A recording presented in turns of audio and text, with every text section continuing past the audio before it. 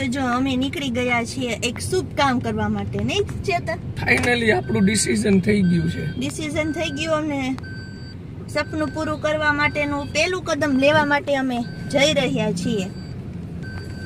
શું સપનું હતું તમને બધાને ખબર જ છે. આપણા ઘર તો ફાઇનલ કરી નાખ્યું. હા, મકાન તો આપણું થઈ ગયું અને હવે ઘર બનાવવાનું છે. એના માટે આપણે પહેલું કદમ લીધું છે. પહેલું સ્ટેપ હોય, હા, પહેલું સ્ટેપ કે સાટાખત દસ્તાવેજ માટેનો પહેલી પ્રોસેસ છે એ ચાલુ કરીએ છીએ. અને તમને તો ખબર જ છે ને કોના નામે થાય. આપણું જ કઈ હાલતું નથી આ દુનિયામાં. તમારું કાઈ ન હોય. અત્યારે આ જમાનામાં લેડીઝ નું જ છે, મહિલા સશક્તિકરણ ચાલે છે, ખબર છે તમને? એટલે મારા નામનું છે મકાન, એટલે મારા વગર તેનું એક ડગલું ઈ હાલી ના હોય. આપણું તો કઈ હાલતું જ નથી. નહીં, આપણે ખાલી અહીંયા ઉડવા માટે જ આવ્યા છીએ. હા, તમારે ખાલી મારી ડ્રાઈવર ની જેમ છે ને, મારી શું કહેવાય, મને લઈ જાય, હું કોને હાલો આ કામ કરવા માટે જેમ તમારે તૈયાર થઈને ચાવી લઈને હાલતું થઈ જાય. બીજું કઈ બોલવાનું નહીં તમારે, બરોબર ને મિત્રો? જીવનમાં ઉડવા માટે જ આવ્યા છીએ ખાલી. હા, એટલે અમે સાટાખટ કરવા માટે જઈ રહ્યા છીએ. અને મિત્રો તમે પણ સાથે જ રહેજો. હા, બરાબર. બિલ્ડર ત્યાં પહોંચી ગયા છે અને હવે અમે જઈએ છીએ. અમને ફોન આવ્યો કે આવી જાઓ સાટાખટ કરવા, એટલે અમે આપણે નીકળી ગયા છીએ. જો મિત્રો અમે બહાર નીકળ્યા છીએ અને ખડખડિયો રસ્તો ખૂટતો નથી. નીચેથી તો જવાય એમ જ નથી, ત્યાં પાણી ભરાઈ ગયા હોય. વરસાદી માહોલ ચાલુ જ છે. ચાલ કોકની ગાડી બિચારાની બગડી છે. બગડી હોય તને ખબર છે? બગડી. હા, અને ખોલ્યું તું બોનેટ આગળનું. બોનેટ આગળ ખોલ્યું એટલે હું બગડી જ હોય. હા, અને જો કેવો મસ્ત પુલ, તમે છે ને જોવો, બહુ મસ્ત પુલ દેખાય છે. વાહ, અહીંયા તો વરસાદ આવતો હોય ને, બે ચાર ભજીયાની લારીઓ હોય છે, તો અહીંયા ઉભા રહીને લારીમાં ભજીયા ખાવાની મજા આવે. કોઈ સપના જોવો. અહીંયા મિત્રો સાચું કેજો, મજા આવે કે નહીં અહીંયા ઉભા રહીને? જો હું તમને બારી ખોલીને બતાવું. જો આવો વરસાદી માહોલ હોય તો અહીંયા આપણે એમ લાગે કે શિમલા, મનાલી, સાપુતારામાં ઉભા હોય ને એવું લાગે આપણને. અહીંયા ઉભા રહીને ભજીયા ખાતા હોય ને તો જો મોજ પડી જાય. ઓ ભાઈ, મોજ. મારી વાત માનો, કોઈ તમારો દોસ્તાર હોય તે કયો એક લારી નાખ દે અહીંયા ભજીયાની. બેનપણી કે મારા દોસ્તાર શું કરવા? મારી બેનપણી નથી આવડતા ભજીયા, તમારા દોસ્તાર આવડે. પણ અહીંયા સરકાર પરમિશન થોડી આપશે. પરમિશન હું લાવી દઈ તમ તાર બેનપણી તૈયાર કે. હારવાર પરમિશન ની ચિંતા કરમાં, એ તો આપણે બધું થઈ જાય.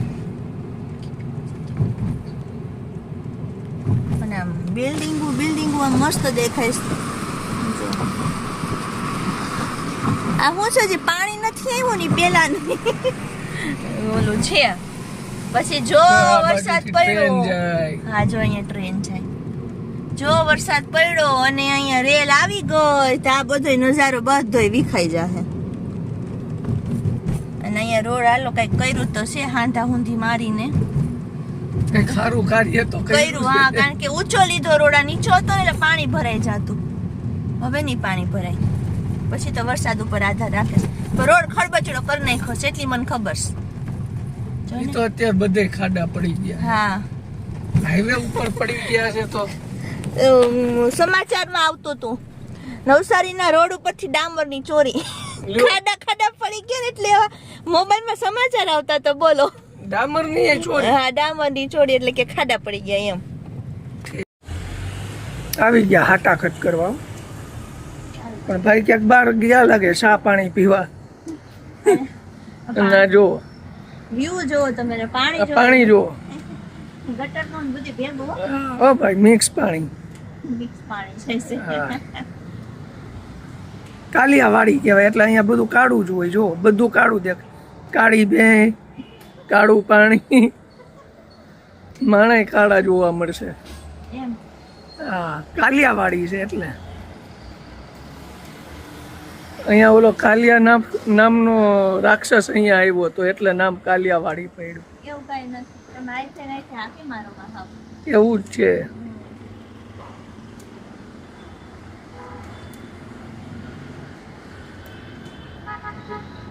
તો જો મિત્રો, શું થયું, શું કરી આવ્યા છે? સાટાખટ તો કીધું તમને, સાટાખટ કરવા ગયા તા, કરીને આવતા રહ્યા. ફટાફટ થઈ ગયા કાઉબેન ના નામે. કાઉબેનના નામે. મને શરદી થઈ કાયા બેન ને એસી માં રહી રહી. તો હવે દસ્તાવેજ ની શું પ્રોસેસ છે? ઈ તો કે છે બેંક વાળા, હવે દસ્તાવેજ સાટાખટ થાય પછી દસ્તાવેજ કરવાનો હોય. તો જો મિત્રો સાટાખટ થઈ ગયા છે અને હવે ઈ હાટાખટ ઉપર આપણે બાનું દીધું છે. બાનું દીધું અને હવે બેંકની પ્રોસેસ ચાલુ થશે. બેંકની પ્રોસેસમાં બહુ ધક્કા થશે. પાછ મારે જ થયા. ધક્કા એટલે એક એક સરકારી કામમાં ઓલી સાઈન કરવાની, સરકારી લોન કરવાની છે, આપણે પ્રાઇવેટમાં નહીં. લોન આપણે કરવાની છે તો એની બધી પ્રોસેસ થશે. પછી પછી આપણે થોડું કામ શું એમાં અંદર બની ગયા પછી, હજી તો બને છે, બની ગયા પછી ફર્નિચરમાં શું કરવું પડશે, શું કરવું, કારણ કે અત્યારે તો ખાલી દિવાલ જ આપી દે છે, એટલે અંદર બધી કબાટ ને બધું આપણે બનાવવું પડશે. ઈ પથ્થરનું ની માપ આપણે દેવું પડશે. હા, તો એ માપે કાલ દઈ આવશું. અને લાદીનું કામ તો ચાલુ થઈ ગયું છે, લાદી ચોટાડવાનું. કિચન બની ગયું છે, લાદી ચોટાડવાનું કામ થઈ ગયું છે. લગભગ બારીએ એવું લાગશે તો કરી નાખશે. બાથરૂમ ને એવું થઈ ગયું છે. તો આવી રીતે ધીમે ધીમે એ લોકોએ કામ ચાલુ કરી દીધું છે. આપણે ટૂંકમાં નોરતા પહેલા કમ્પ્લીટ કરી નાખવાનું છે. ઈ તો બિલ્ડર ઉપર આધાર છે, નોરતામાં કમ્પ્લીટ કરે કે દિવાળી આવી છે ઈ આપણને ના ખબર પડે છે. આપણે બને ત્યાં સુધી નોરતાનું કીધું છે કે ભાઈ નોરતા સુધીમાં આપણે કમ્પ્લીટ કરી નાખે ને તો હું જે કુંભ ઘડો મૂક્યા હોય પછી ભલે રેવા ગમે ત્યારે જાય. અને એકવાર સજાવટ કરીને પછી જવું છે, ભલે મોડું થાય. બરાબર ને કાઉ? કાઉબેન ને સ્વિમિંગ પુલ બનાવવો છે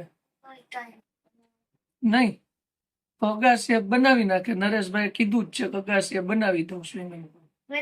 અને આપણે આગળ જોયું ને વિડીયો મૂકો તો એમાં તો બધા એમ કહેતા કે તમારી કે ફેક્ટરી પાસે છે તો તમને અવાજ આવશે. હા, એવું કાંઈ નથી ને, કાંઈ અવાજ તો ત્યાં ફેક્ટરી પાસે છે, ત્યાં અવાજ નથી આવતો. ને આપણે જે વિન્ડોઝ મુકાવી છે ને ઈ સાઉન્ડ પ્રૂફ મુકાવી છે કે બહારનો અવાજ અંદર નો આવી શકે.